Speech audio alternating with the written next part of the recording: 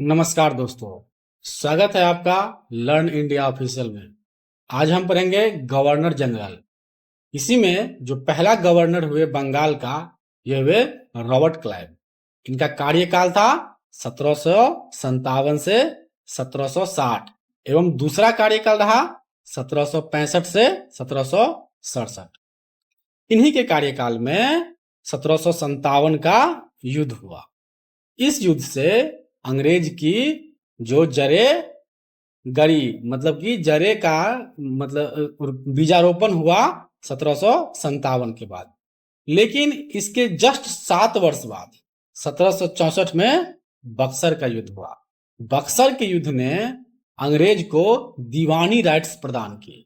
दीवानी अर्थात टैक्स लगाने की शक्ति। अब यह युद्ध समाप्त जो हुई 1765 में हुई। इलाहाबाद की संधि के द्वारा यह युद्ध समाप्त हुआ। दीवानी अधिकार कहां कहां मिले इनको? तो बंगाल में मिले, बिहार में मिले और उड़ीसा में मिला दोस्त। द्वैध शासन कब लागू हुआ? तो द्वैध शासन 1765 ईस्वी में लगा। द्वैध शासन का अर्थ क्या समझते हैं? द्वैध शासन का अर्थ ये हुआ कि जितना भी पावर था, जितना टैक्स वसूलने का पावर, ये किनके पास था? ये था कंपनी के पास में। लेकिन पुलिस हो गया, छोटे छोटे जो वर्क हो गया, ये सब जो पावर था ये नवाब के हाथ में था दोस्त। अब जब समझते हैं कि द्वैध शासन की अवधि कब से कब था, तो अवधि उनका 1765 से 1772 था दोस्त। द्वैध शासन में दीवानी मतलब कि टैक्स लगाने की पावर कंपनी के पास में था। निजामत मतलब कि पुलिस प्रशासन, ये सब किनके पास में था? नवाब के पास में था। तो इन्हीं के साथ में बंगाल का उपदीवान किसे बनाया गया दोस्त? तो मोहम्मद रजा खान को। ये याद रखिएगा, बंगाल का उपदीवान मोहम्मद रजा खान। इसके साथ बिहार का उपदीवान किसे बनाया गया? तो बिहार का उपदीवान बनाया गया राजा सिताब राय को। किसको? राजा सिताब राय को बनाया गया दोस्त। द्वैध शासन द डुअल गवर्नमेंट का जनक किसे कहेंगे? रॉबर्ट क्लाइव को। रॉबर्ट क्लाइव को डुअल गवर्नमेंट का जनक कहा जाता है दोस्त। अब आइए चलते हैं वेरेलस्ट। जो दूसरे गवर्नर आए वेरेलस्ट, ये सब बंगाल के गवर्नर है। ठीक है दोस्त। तो इनका कार्यकाल कब रहा? तो 1767 से 1769 इनका कार्यकाल रहा। क्लाइव के बाद बंगाल का गवर्नर कौन हुए? वेलेरेस्ट। इनको याद रखिए, कभी मैचिंग में पूछ लिया जाता है कि क्लाइव के बाद कौन आया, तो वेलेरेस्ट आए दोस्त। अब देख लेते हैं तीसरे गवर्नर कार्टियर। इनका जो कार्यकाल था 1769 से 1772 तक इनका कार्यकाल रहा। बंगाल में भयंकर अकाल कब आया? 1770 में। इनमें कई लाख आदमी प्रभावित हुए दोस्त। कहा जाता है कि ब्रिटिश गवर्नमेंट अगर सही मेजरमेंट, सही स्टेप्स लिए होते तो इतने ज्यादा बड़े लेवल पर मृत्यु नहीं होती दोस्त। ठीक है, तो याद रखिएगा कि 1770 का जो अकाल पड़ा था बंगाल में, भयंकर अकाल, ये कार्टियर के समय में ही पड़ा था दोस्त। और अकाल का जो मुख्य रीजन था, ये था डुअल गवर्नमेंट, द्वैध शासन। यही क्योंकि क्या हो गया, टैक्स के रूप में कंपनी वसूल रही थी, लेकिन जिम्मेवारी नवाब के पास आ गया था दोस्त। तो इससे क्या हो गया, खजाना खाली हो गया और लोग दाने दाने को तरस गए दोस्त। अब आते हैं वॉरेन हेस्टिंग्स। वॉरेन हेस्टिंग्स के कार्यकाल कब से कब था दोस्त? तो 1772 से 1774 ईस्वी तक इनका कार्यकाल था। एवं बंगाल के अंतिम गवर्नर कौन हुए? Warren Hastings. तो इसी के साथ बंगाल का पहला गवर्नर रॉबर्ट क्लाइव एवं अंतिम गवर्नर कौन हुए? तो वॉरेन हेस्टिंग्स। द्वैध शासन समाप्त। द्वैध शासन समाप्त कब किया गया? 1772 ईस्वी में द्वैध शासन को समाप्त कर दिया गया। राजकोष को मुर्शिदाबाद से कहां ला गया? कोलकाता। राजकोष को मुर्शिदाबाद से कोलकाता लाया गया। इजरेदारी प्रथा वॉरेन हेस्टिंग्स ने चलाया, क्योंकि वो बोलते थे, वो कहे कि जो मुझे सबसे ज्यादा टैक्स वसूल करके देगा, सबसे ज्यादा बोली लगाएगा, मान लीजिए कि किसी भी ठेकेदार को, ये सब क्या था, जो टैक्स वसूल ठेकेदार ही था, कि मान लो कि अगर एक बिहार जैसा एक क्षेत्र लेकर के और इसमें बोली लगता था कि कौन हमको सबसे ज्यादा टैक्स ला के देगा, तो वारेन हेस्टिंग्स को जो सबसे ज्यादा टैक्स ला के दिया, उन्हीं को उन्होंने टैक्स वसूलने का ठेकेदार बना दिया। तो इसीलिए इनको बोलता है इजरेदारी प्रथा। अब आइए समझते हैं पंचवर्षीय बंदोबस्त। बंदोबस्त का कितने वर्ष के लिए कर दिया गया? 5 वर्षों के लिए बंदोबस्त कर दिया गया। राय रायन का पद, राय रायन का पद वारेन हेस्टिंग्स से संबंधित है। मतलब कि टैक्स जो वसूले थे ये इजरादारी व्यवस्था के तहत, तो इनको हिसाब किताब कौन रखता था? इनका हिसाब किताब रखता था राय रायन। तो राय रायन का पद कैसा था? टैक्स जो वसूली होता था उनका हिसाब किताब रखने का काम राय रायन करते थे। प्रथम राय रायन कौन हुए? तो राज बल्लभ। प्रथम भारतीय राय रायन राज बल्लभ हुए दोस्त। बंगाल के गवर्नर जनरल को गवर्नर जनरल ऑफ बंगाल बनाया गया। किस एक्ट के तहत? तो 1773 ईस्वी में जो रेगुलेटिंग एक्ट आया, इस एक्ट के तहत बंगाल के गवर्नर को गवर्नर जनरल ऑफ बंगाल बनाया गया। प्रथम गवर्नर जनरल ऑफ बंगाल कौन बने? तो प्रथम governor general of Bengal Warren Hastings बने। मद्रास और बंबई को बंगाल के अधीन कर दिया गया। गवर्नर जनरल का जो कार्य था दोस्त, ये 5 वर्ष सुनिश्चित किया गया। और 1774 में कोलकाता में सुप्रीम कोर्ट की स्थापना की गई। और इसका जो पहला सुप्रीम कोर्ट जो न्यायाधीश थे, जज थे, ये हुआ कौन? इम्पे, जॉर्ज इम्पे थे, इम्पे। कार्यकाल वॉरेन हेस्टिंग्स को देख लेते दोस्त। अगले जो वायसराय आए, ये आए वॉरेन हेस्टिंग्स। इनका कार्यकाल हुआ 1774 से 1785, इनका वॉरेन हेस्टिंग्स का कार्यकाल था दोस्त। इसके समय में न्यायिक सुधार बहुत इंपॉर्टेंट है।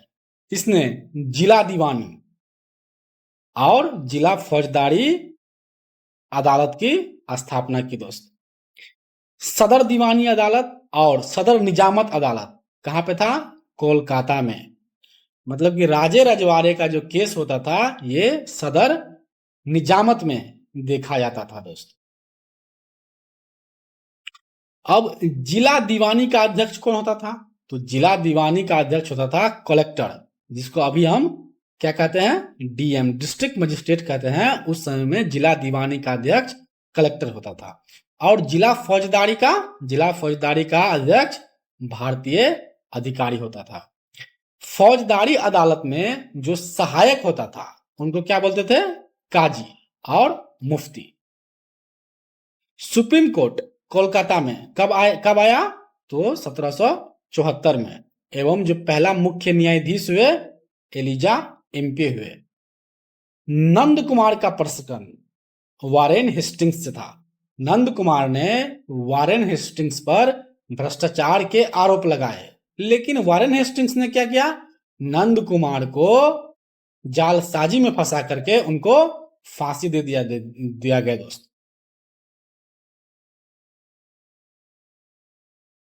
कलकत्ता में मदरसा का स्थापना की। वारेन हेस्टिंग्स ने 1781 में कोलकाता में क्या किए? मदरसा की स्थापना की। एशियाटिक सोसाइटी ऑफ बंगाल जो 1784 में स्थापना हुआ था, इनके संस्थापक कौन थे? सर विलियम जोन्स इनके संस्थापक थे। और भारत का जो प्रथम समाचार पत्र, क्या नाम है इसका? बंगाल गजट, जो वो 1780 में प्रकाशित हुआ था। इस बंगाल गजट को किसके साथ जोड़ा जाता है? तो जेम्स अगस्त हिक्की के साथ में जोड़ा जाता है दोस्त। प्रथम आंग्ल मराठा युद्ध 1775 से 1782 में हुआ, एवं सालवाई के संधि के द्वारा यह युद्ध समाप्त हो गया। अब देखते हैं द्वितीय आंग्ल मैसूर युद्ध जो 1780 से 84 में हुआ था। यह युद्ध मैंगलोर के संधि के द्वारा समाप्त हो गया। मैंगलोर की संधि कब हुई? 1784 में। अब आता है पिट्स इंडिया एक्ट 1784 में पिट्स इंडिया एक्ट आता है। इसके एक्ट के तहत बोर्ड ऑफ रेवेन्यू 1772 ईस्वी में एवं ring fence policy, Warren Hastings ring fence policy अगर पूछे दोस्त एग्जाम में किससे संबंधित है तो वारेन हेस्टिंग्स से संबंधित है। और वारेन हेस्टिंग्स पर महाभियोग, तो याद रखिए कि ऐसा गवर्नर जिस पर महाभियोग चलाया गया, कौन ऐसा गवर्नर? तो उस गवर्नर का नाम है वारेन हेस्टिंग्स। अब अगले गवर्नर जो आए वे आए मैकफर्सन अगले गवर्नर के रूप में आए। इनका जो कार्यकाल था 1785 से 1786 इनका कार्यकाल था। ये अस्थायी गवर्नर जनरल के रूप में आए थे, सर जॉन मैकफर्सन। इसके बाद जो गवर्नर जनरल आए ये लॉर्ड कॉर्नवालिस। इनसे काफी ज्यादा प्रश्न एग्जाम में बनते हैं दोस्त, लॉर्ड कॉर्नवालिस से। इनका कार्यकाल 1786 से 1793 था। कितना था कार्यकाल? 1786 से 1793 इनका कार्यकाल था। और एक दूसरा बार हुआ 1805 में भी इनका कार्यकाल रहा। इनके समय में ही 1793 ईस्वी में अस्थाई बंदोबस्त की व्यवस्था हुई। अस्थाई बंदोबस्त के जनक किसे कहा जाता है? लॉर्ड कॉर्नवालिस को। लेकिन इसकी योजना किसने बनाई? इसकी योजना बनाई सर जॉन सोर ने बनाई थी। किसने बनाई थी? सर जॉन सोर ने। यह बंगाल, बिहार, उड़ीसा एवं बनारस के क्षेत्रों में लागू हुआ था। तो याद रखिए दोस्त, कॉर्नवालिस कोड किसने लगाया, कब लगाया? तो 1793 ईस्वी में। कॉर्नवालिस कोड कब लगा? 1793 ईस्वी में कॉर्नवालिस कोड लगा। अब देखिए इनके समय में शक्तियों का पृथक्करण हुआ, मतलब कि डिसेंट्रलाइजेशन हुआ। तो शक्तियों का पृथक्करण किसके समय में हुआ? तो कॉर्नवालिस के समय में हुई थी दोस्त। कलेक्टर से जो जुडिशियल पावर था, न्यायिक करने की उनके पास शक्ति थी, ये वापस ले लिए। कौन? Lord Cornwallis. ये एक पॉइंट भी आया है दोस्त, इनको याद रखिए। दरोगा व्यवस्था लाने वाले लॉर्ड कॉर्नवालिस हुए। जिला पुलिस थाना की व्यवस्था लॉर्ड कॉर्नवालिस। कंपनी कर्मचारियों के निजी व्यापार पर रोक। पहले क्या करते थे कंपनी के कर्मचारी, कंपनी में काम करते करते वो अपने निजी व्यवसाय भी करते थे। इस निजी व्यवसाय को ये पूर्णतः बंद कर दिया कॉर्नवालिस ने। भारतीय सिविल सेवा की जनक किसे कहा जाता है? कॉर्नवालिस को। तृतीय आंग्ल मैसूर युद्ध इन्हीं के समय में हुआ दोस्त। तृतीय आंग्ल मैसूर युद्ध कॉर्नवालिस के समय में ही हुआ था। एवं श्रीरंगपट्टनम की संधि 1792 ईस्वी में हुआ था। 1792 ईस्वी में कौन संधि हुई? श्रीरंगपट्टनम की संधि के द्वारा तृतीय आंग्ल मैसूर युद्ध समाप्त हो गया। इसके बाद आए सर जॉन सोर। इनका कार्यकाल 1793 से 1798 रहा दोस्त। इन्होंने नॉन इंटरवेंशन यानी अहस्तक्षेप की नीति अपनाई। कन्या हत्या, जो भ्रूण जो हत्या होती था उनको रोकने का प्रयास किया जॉन सोर ने। एवं खारडा का युद्ध, इसका महत्वपूर्ण जो ये है युद्ध उनके सामने में हुआ, ये हुआ खारडा का युद्ध। खारडा का युद्ध 1795 में हुआ था दोस्त। इनके बाद जो गवर्नर आए, ये कौन आए? वेलेजली खुद को अपने को क्या बताती थी? बंगाल का शेर। बंगाल का शेर किसे कहा जाता है? लॉर्ड वेलेजली को। इनका कार्यकाल कब से कब था? तो 1798 से 1805।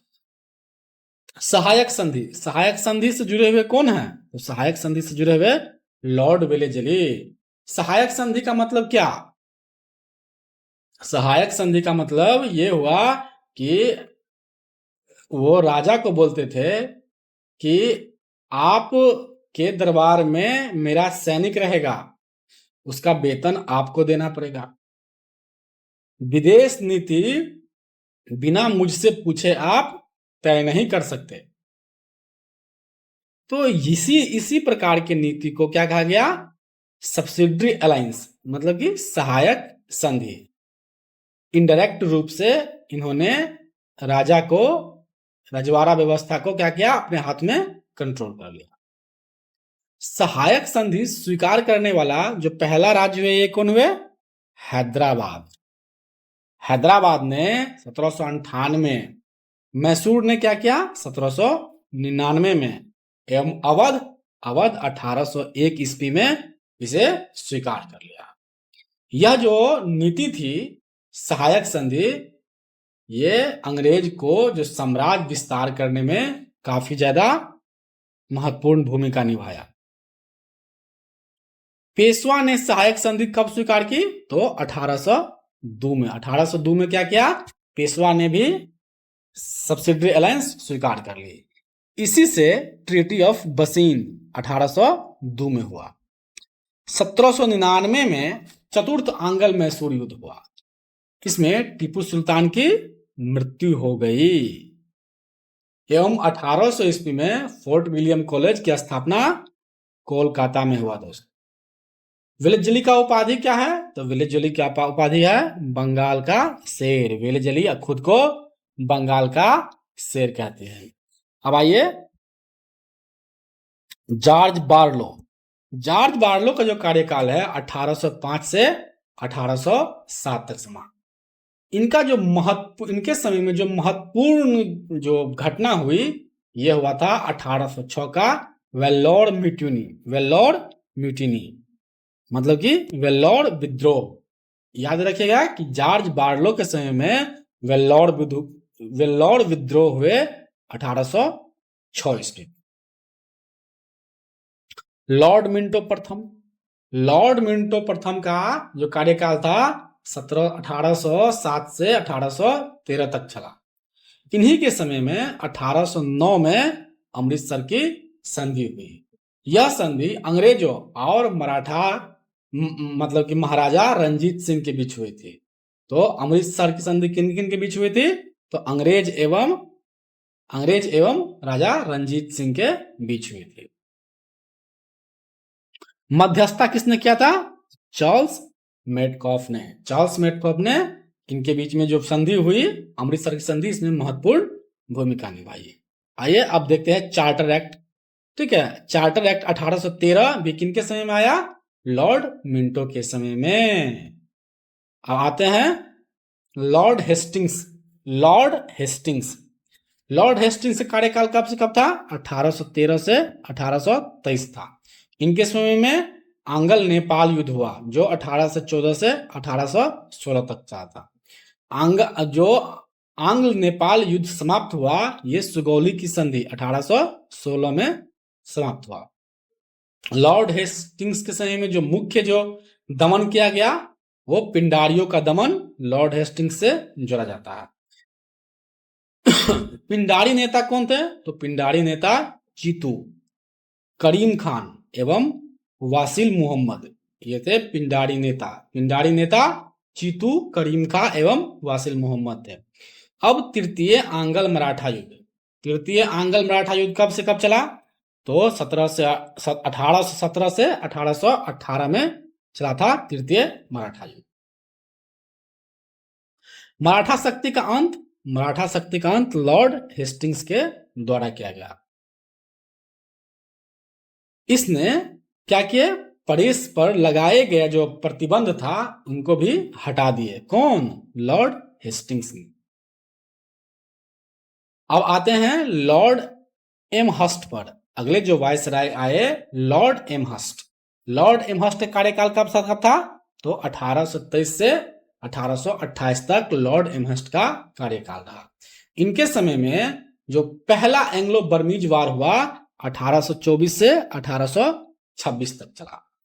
यह युद्ध जो समाप्त हुई यानड्यूब की संधि से।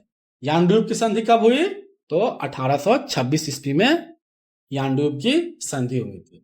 और 1824 का जो बैरकपुर म्यूटिनी भी एमहर्स्ट के समय में हुई थी। बैरकपुर में सैनिक विद्रोह हुआ था। कब? 1824 में। ये भी लॉर्ड एमहर्स्ट के समय में होते। अब महत्वपूर्ण जो वायसराय हुए ये कौन हुए? Lord William Bentinck. इनको एकदम याद रखिए दोस्तों कि लॉर्ड विलियम बेंटिक का कार्यकाल कब से कब था? तो इनका कार्यकाल 1828 से 1835 तक था। इसे भारत का प्रथम गवर्नर जनरल कहा जाता है क्योंकि जो चार्टर एक्ट आया 1833 में जो चार्टर एक्ट आया, इसके बाद गवर्नर जनरल ऑफ इंडिया बना। तो गवर्नर जनरल ऑफ इंडिया से किस चार्टर एक्ट को जोड़ेंगे? तो जोड़ेंगे 1833 ईस्वी के चार्टर एक्ट को जोड़ेंगे। इन्होंने एक जो मानव को शर्मसार कर देने वाली जो प्रथा चल रही थी, सती प्रथा, इनको राजा राम के सहयोग से समाप्त कर दिया दोस्तों। एवं ठगी प्रथा को भी इन्होंने समाप्त कर दिया। ठगी प्रथा दमन में अधिकारी हुए कर्नल सलीमन। ठीक है, कर्नल सलीमन के द्वारा ठगी ऑपरेशन में उनको याद किया जाता है दोस्तों। अंग्रेजी शिक्षा नीति 1835। अंग्रेजी शिक्षा नीति कब है? 1835 ईस्वी में। मैकाले मिनट 1835 में आया।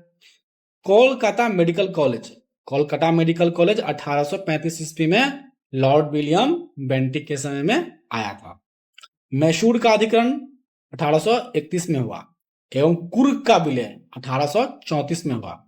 भारतीयों को उच्च पद देने का प्रयास किए लॉर्ड विलियम बेंटिक ने भारतीयों को उच्च पद देने का प्रयास किया। सदर अमीन पद किनके समय में हुआ? इनके समय में सदर अमीन पद की स्थापना हुआ लॉर्ड विलियम बेंटिक के समय में। मतलब कि लॉर्ड विलियम बेंटिक बहुत सारे कार्य किए। अब देखते हैं चार्टर एक्ट 1833। बंगाल का गवर्नर जनरल अब भारत का गवर्नर जनरल बना। प्रथम गवर्नर जनरल ऑफ इंडिया कौन रहे? तो लॉर्ड विलियम बेंटिक रहे। कंपनी का व्यापारिक कार्य समाप्त। 1833 का जो चार्टर एक्ट आया उसके द्वारा समाप्त हो गए। विधि आयोग की स्थापना हुई। चार्टर एक्ट विधि आयोग की स्थापना हुई 1834 ईस्वी में। इसका जो अध्यक्ष थे ये लॉर्ड मैकाले हुए। विधि आयोग की स्थापना 1834 में एवं इनके अध्यक्ष लॉर्ड मैकाले हुए।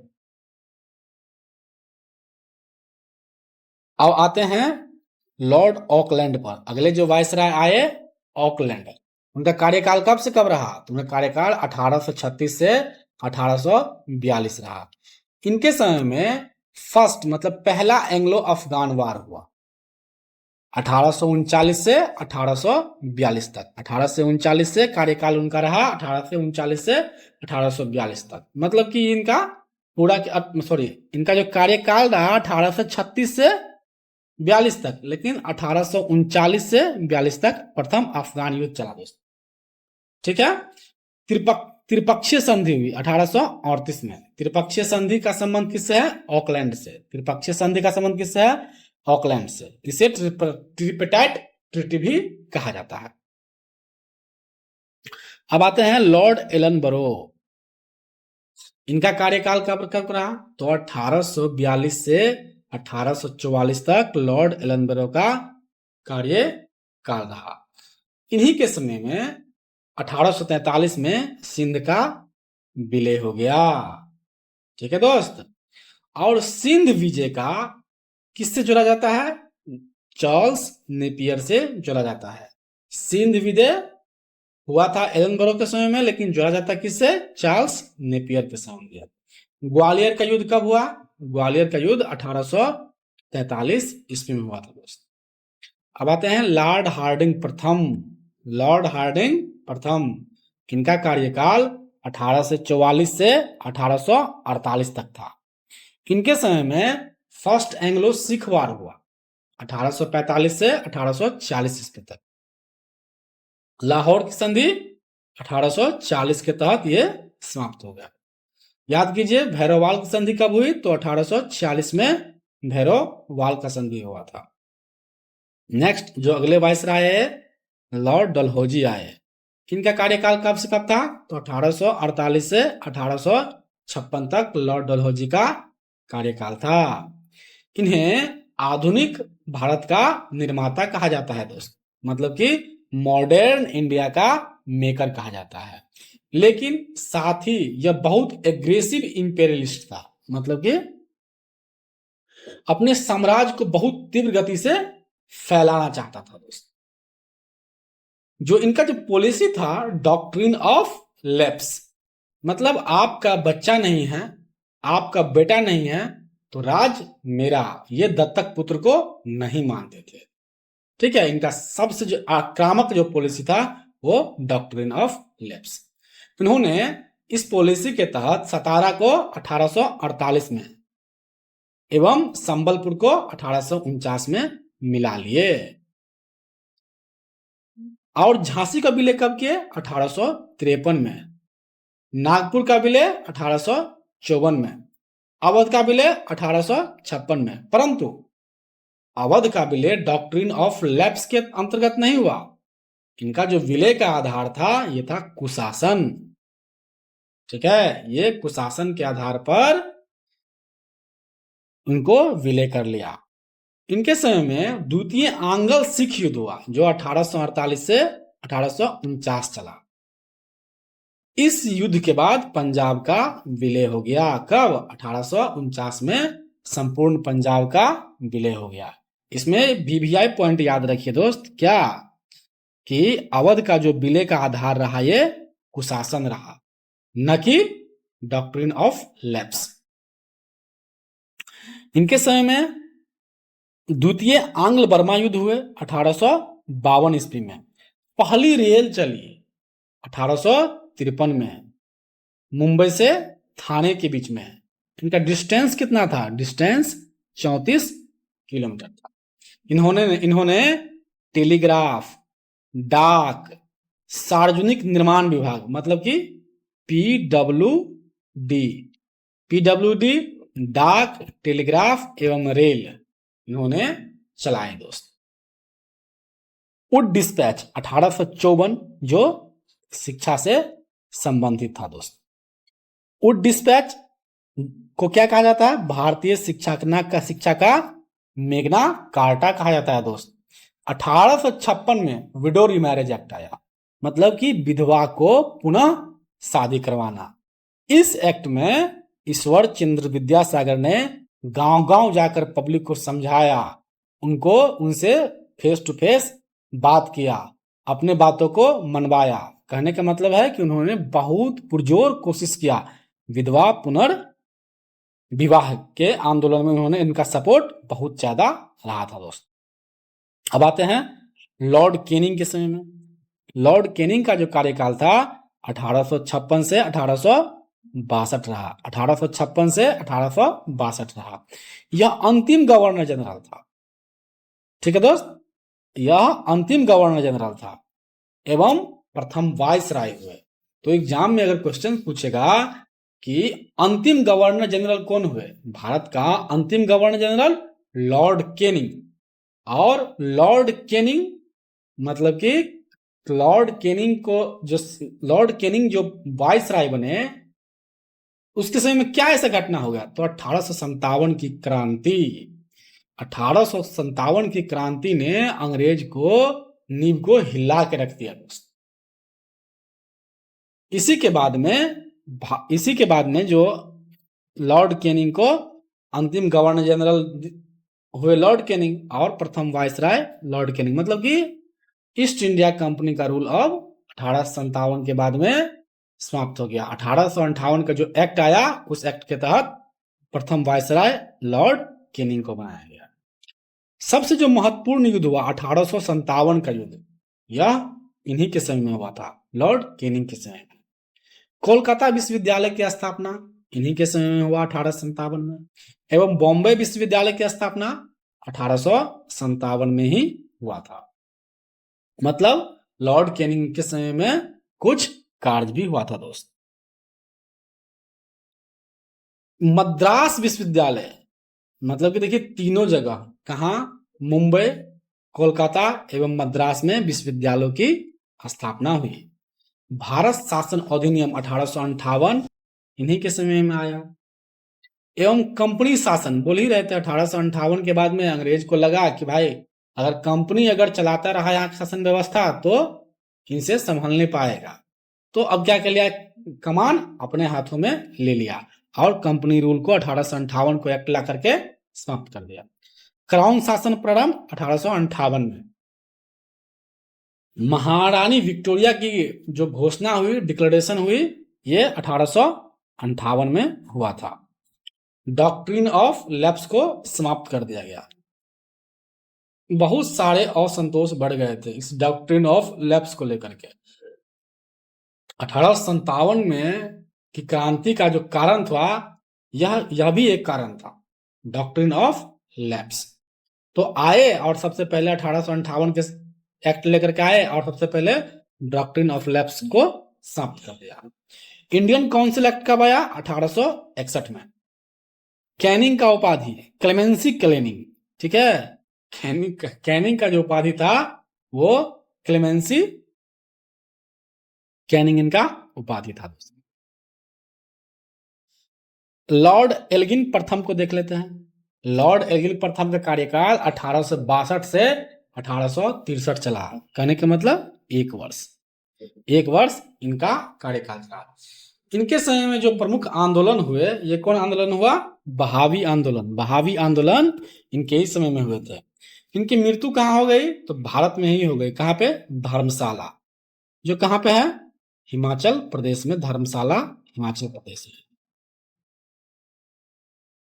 अब आते हैं सर जॉन लॉरेंस। अगले वाइसराय कौन आए? Sir John Lawrence. इनका कार्यकाल कब रहा? 1864 से 1869, मतलब इनका कार्यकाल 5 साल रहा।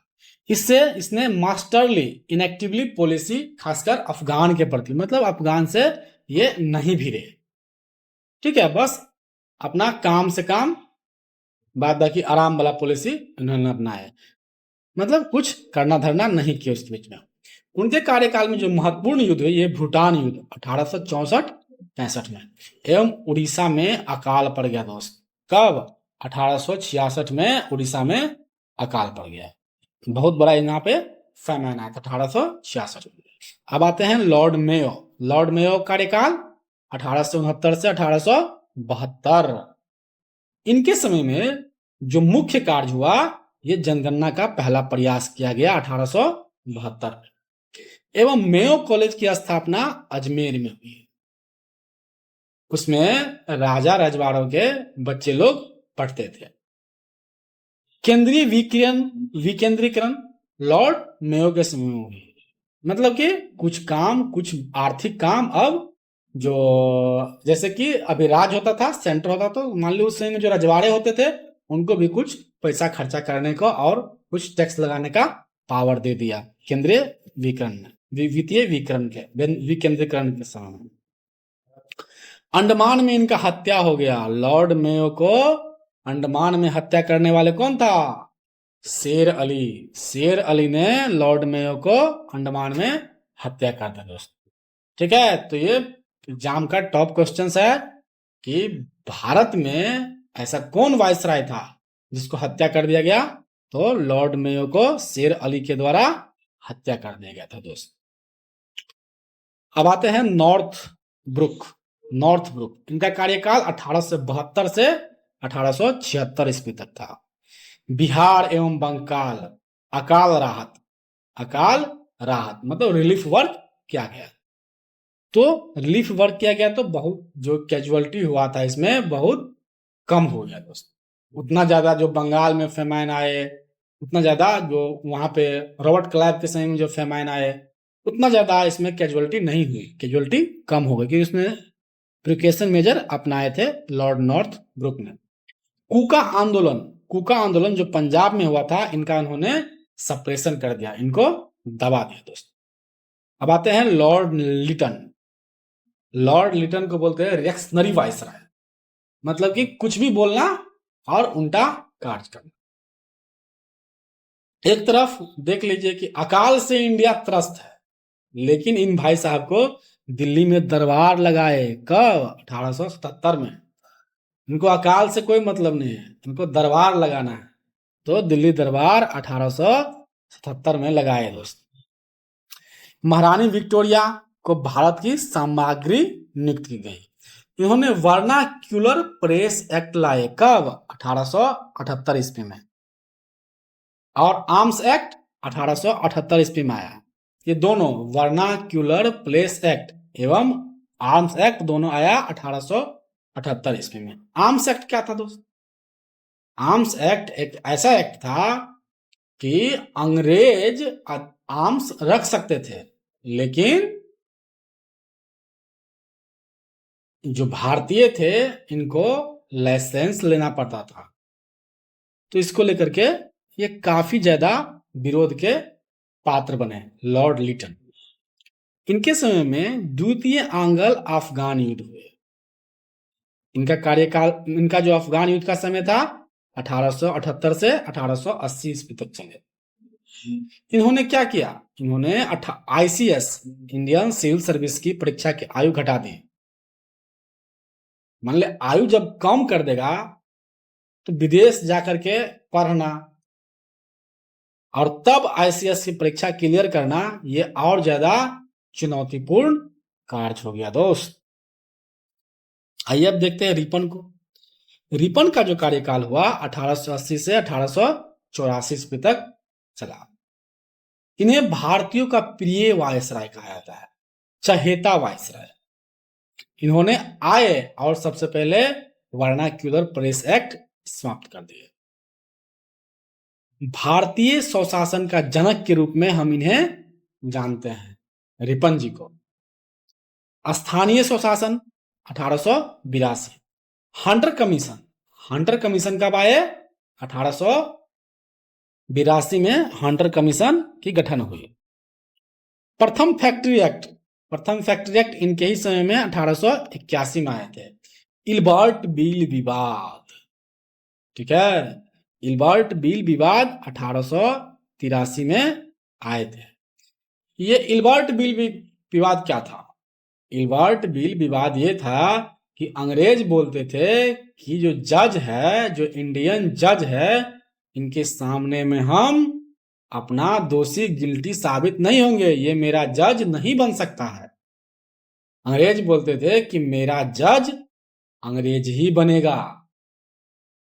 तो ये इल्बर्ट बिल विवाद रिपन के समय में ही आया था। एवं सबसे महत्वपूर्ण एवं एग्जाम का जो टॉप क्वेश्चंस, पहली नियमित दशकीय जनगणना कब हुई? 1881 में। एवं पहला जो प्रयास किया गया लॉर्ड मेयो के समय में प्रयास किया गया था।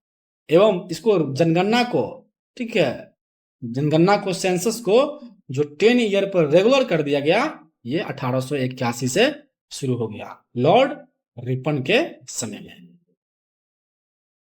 अब आते हैं लॉर्ड डफरिन, कहा जाता है इनको डफर वायसराय। अब देखते हैं कैसे कैसे ये डफर वायसराय थे। इनका कार्यकाल हुआ 1884 से 1888 तक इनका कार्यकाल हुआ। इनके समय में भारतीय राष्ट्रीय Congress INC Indian national Congress की स्थापना हुई।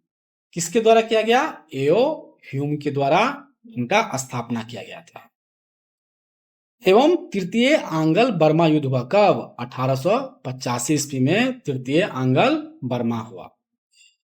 ऊपरी बर्मा का विलय हो गया। इन्होंने ऊपरी बर्मा का विलय कर लिया दोस्त। अब आते हैं लैंसडाउन। लैंसडाउन कार्यकाल कब से कब था? तो 1888 से 1849 लैंसडाउन का कार्यकाल था। इनके समय में इंडियन काउंसिल एक्ट 1892 आया। Durand line 1893। बताइए कि डुरंड लाइन किनके किनके बीच है? फैक्ट्री एक्ट 1891 आया। Age of consent act 1891। Age of consent act किसके बीच में है? 1891 के। अब आते हैं एल्गिन द्वितीय। एल्गिन द्वितीय कार्यकाल कब से कब रहा? तो 1849 से 1899 के बीच में एल्गिन द्वितीय का कार्यकाल था। इसके समय में जो महत्वपूर्ण घटना हुई ये हुआ प्लेग का घटना। 1896 में प्लेग की घटना हुई थी एवं 1896-97 में ये बहुत बड़ा यहाँ इसके समय में फेमाइन आया। चापेकर बंदूक घटना 1897 से है। अब आते हैं लॉर्ड कर्जन। इनके समय में जो महत्वपूर्ण घटना हुई ये हुई बंगाल विभाजन 1905 ईस्वी एवं इनका कार्यकाल कब से कब था तो 1899 से 1905 ईस्वी तक कार्यकाल था। इसके समय में विश्वविद्यालय अधिनियम आए 1904 में। प्राचीन स्मारक संरक्षण अधिनियम आए 1904 में एवं भारतीय पुरातत्व सर्वेक्षण मजबूत किया गया कर्जन ने। पुलिस आयोग का गठन लॉ इनके ही समय में हुआ। इनके समय में एक और महत्वपूर्ण कार्य अकाल आयोग का गठन हुआ था दोस्त। एवं उत्तर पश्चिम सीमांत प्रांत 1901 में एवं तिब्बत अभियान किया गया 1903 से 1904 में तिब्बत अभियान किया गया था दोस्त। अब आते हैं लॉर्ड मिंटो द्वितीय। लॉर्ड मिंटो द्वितीय कार्यकाल कब से कब था तो इनका कार्यकाल 1905 से 1910 मतलब कुल 5 वर्षों तक ये वायसराय थे।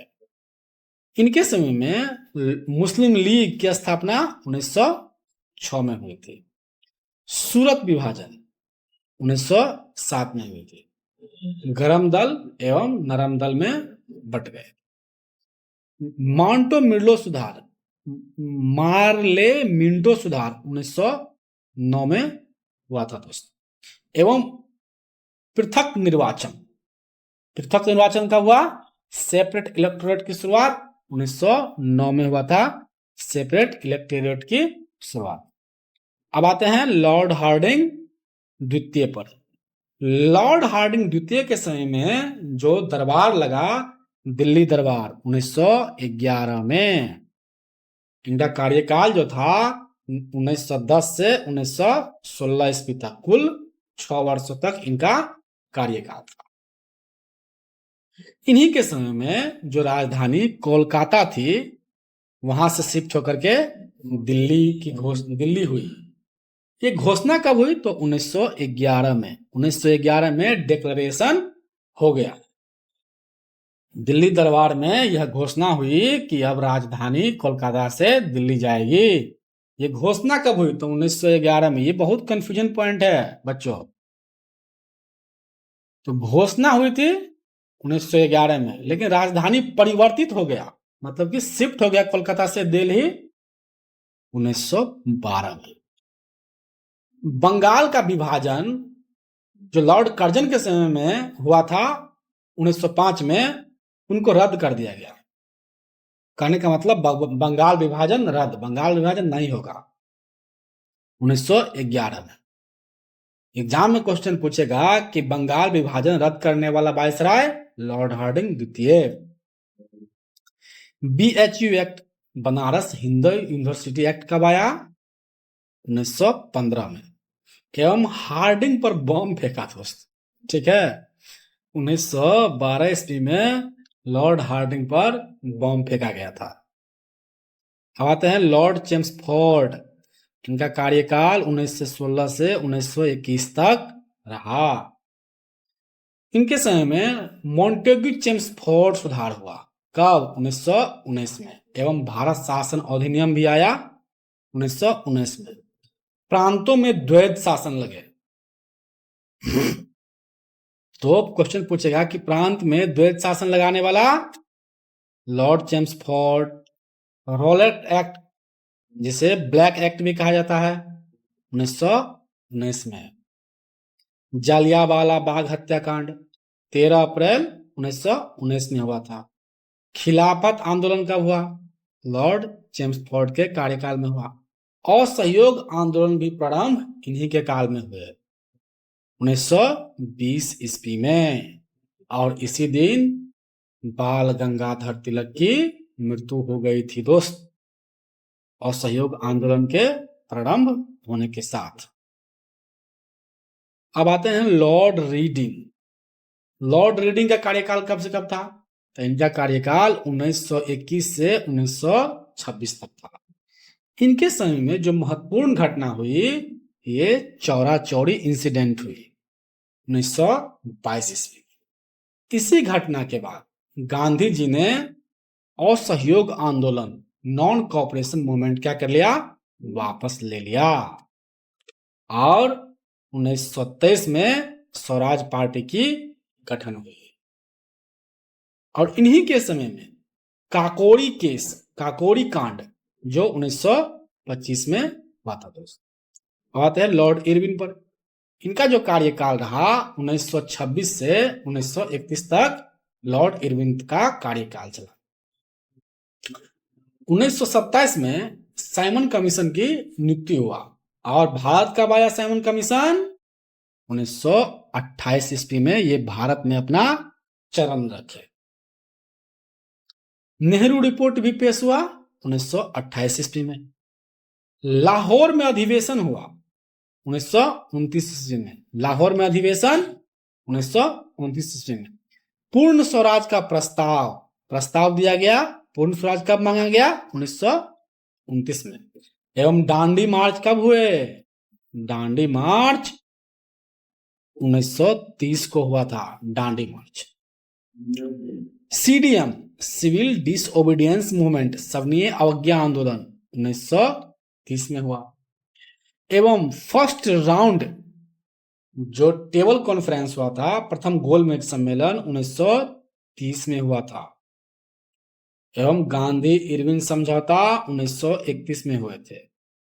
क्वेश्चन पूछता है कि तीनों राउंड टेबल में भाग लेने वाले कौन व्यक्ति थे? डॉक्टर भीमराव अंबेडकर तीनों राउंड टेबल में भाग लिए थे दोस्त। अब आते हैं लॉर्ड वेलिंगटन। लॉर्ड वेलिंगटन के देखते हैं। इनका जो कार्यकाल हुआ ये 1931 से 1936 ईस्वी तक इनका कार्यकाल था। इन्हीं के समय में द्वितीय गोलमेज सम्मेलन हुआ 1931 में। पहला गोलमेज सम्मेलन दोस्तों 1930 और दूसरा 1931 और तीसरा गोलमेज सम्मेलन 1932। गोलमेज का मतलब क्या? वही जो बोल रहे हैं, मेज गोल होता था, इसीलिए गोलमेज सम्मेलन। सांप्रदायिक पुरस्कार, कॉमनल अवार्ड एवं पूना पैक्ट कब हुआ? 1932 में। और government of India act, Bharat शासन अधिनियम 1935 आया लॉर्ड वेलिंगटन के समय में। अब आते हैं लॉर्ड लिनलिथगो। लॉर्ड लिनलिथगो, इनका कार्यकाल 1936 से 1943 तक था। यह सबसे लंबे कार्य वाला वायसराय था। याद रखिए दोस्तों, सबसे लंबे कार्य वाला वायसराय लॉर्ड लिनलिथगो। इन्होंने प्रांतीय स्वायत्तता मतलब कि प्रांत को ऑटोनॉमी दी थी 1937 में। एवं द्वितीय विश्व युद्ध हुआ कब? 1939 तक। और द्वितीय विश्व युद्ध समाप्त कब हुआ? 1945 में द्वितीय विश्व युद्ध समाप्त हो गया। अगस्त प्रस्ताव, अगस्त प्रस्ताव कब आए? 1940 में। और क्रिप्स मिशन 1942 में। भारत छोड़ो आंदोलन कब शुरू हुआ? 1942 में। इन्हीं के समय, ठीक है, इन्हीं के समय में ये सारा काम हुआ। भारत छोड़ो आंदोलन जैसे कार्य इन्हीं के समय में हुआ। Quit India movement. अब आते हैं लॉर्ड वेवेल। लॉर्ड वेवेल का कार्यकाल 1943 से 1947 हुआ। कार्यकाल कब हुआ? 1943 से 1947। 1943 में बंगाल फेमाइन इन्हीं के समय में हुआ। बंगाल में अकाल पड़ गया। 1945 में वेवेल प्लान और शिमला कॉन्फ्रेंस हुआ था दोस्त। 1946 में कैबिनेट मिशन आया। 1946 में कैबिनेट मिशन आया एवं अंतिम इंटरिम गवर्नमेंट की क्या हुई, सरकार बनी, स्थापना बनी। एवं पहली संविधान सभा की जो बैठक हुई 9 दिसंबर 1946 को। इसका जो अध्यक्ष हुआ ये हुआ सच्चिदानंद सिन्हा। सच्चिदानंद सिन्हा इसके अस्थायी अध्यक्ष चुने गए थे। अब आते हैं लॉर्ड माउंटबेटन। लॉर्ड माउंटबेटन का कार्यकाल कब से कब था, तो 1947 से 1948 तक इनका कार्यकाल था। यह भारत का अंतिम वायसराय था दोस्त। स्वतंत्र भारत का प्रथम गवर्नर जनरल भी माउंटबेटन ही था। मतलब कि भारत का अंतिम वायसराय लॉर्ड माउंटबेटन एवं स्वतंत्र भारत का प्रथम वायसराय, स्वतंत्र भारत का प्रथम गवर्नर जनरल कौन थे, लॉर्ड माउंटबेटन। अगर भारतीय पूछेगा तो सी राजगोपालाचारी होगा दोस्तों। माउंटबेटन योजना कब आया, तो माउंटबेटन योजना 3 जून 1947 को आया। इंडियन इंडिपेंडेंस एक्ट 1947 में पास हुआ। 15 अगस्त 1947 को भारत क्या हो गया, इंडिपेंडेंट, स्वतंत्र हुआ। और भारत विभाजन भी 1947 में ही हुआ था दोस्त। अब आइए देखते हैं सी राजगोपालाचारी को। इनका कार्यकाल 2 वर्ष रहा, 1948 से 1950। प्रथम भारतीय गवर्नर जनरल सी राजगोपालाचारी एवं भारत के अंतिम गवर्नर जनरल सी राजगोपालाचारी हुए। तो याद रखिए प्रथम जो भारतीय गवर्नर जनरल हुए कौन हुए, सी राजगोपालाचारी, एवं भारत का अंतिम गवर्नर जनरल, इसके बाद कोई गवर्नर जनरल नहीं बने। गवर्नर जनरल का पद क्या किया, डिसबैंड कर दिया, डिसमेंटल कर दिया। कब, 26 जनवरी 1950 ईस्वी को।